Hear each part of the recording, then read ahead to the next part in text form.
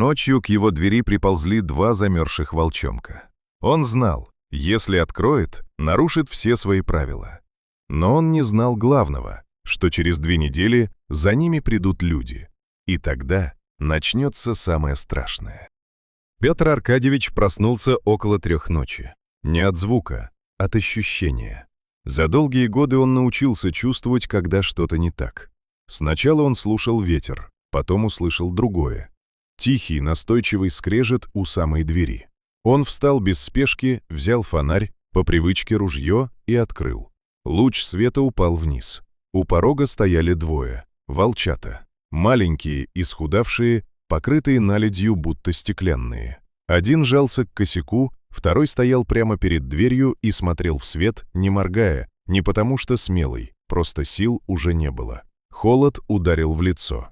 Петр Аркадьевич стоял и смотрел на них. «Идите», — сказал он хрипло, — «идите в лес». Они не двинулись. Он сделал шаг назад, освобождая проход, старый жест лесничего. Но вместо того, чтобы уйти, один волчонок медленно подошел, уткнулся мордой в его сапог и закрыл глаза. Просто потому, что больше не мог стоять. В этот момент правила закончились. Петр Аркадьевич выругался тихо, поставил ружье к стене и поднял его на руки.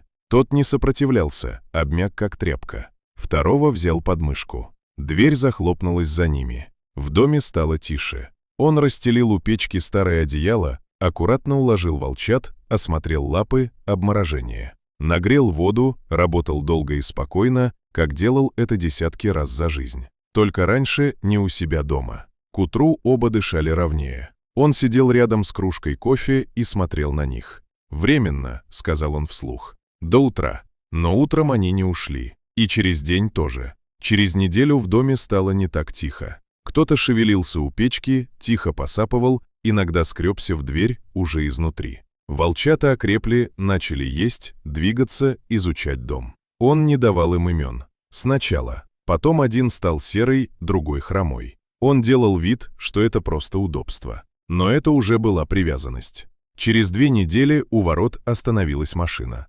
Чистая, дорогая. Из нее вышел человек с улыбкой и папкой документов. «Это мои животные», — сказал он спокойно. «Все официально. Бумаги были в порядке. Разрешение, чипы, подписи.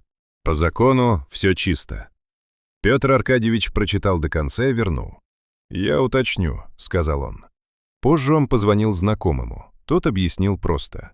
«Вольер для притравки. Их используют для натаски собак». Петр Аркадьевич положил трубку и долго сидел молча. Серый подошел и положил голову ему на колено. Тяжело, спокойно, как будто так и должно быть. «Не дам», — сказал он тихо. Он понимал, по закону должен, но знал и другое. Если отдаст, их разорвут. Не сразу, но обязательно. В тот вечер он впервые за 5 лет взял телефон и набрал номер дочери. «Катя, мне нужна помощь». В трубке повисла тишина, потом осторожная. «Что случилось?» Он говорил сухо, по делу, как привык, но это был первый разговор за 5 лет и, возможно, самый важный. Потому что в тот момент он спасал не только волчат, он спасал себя от жизни по правилам, в которых больше не было места для человека.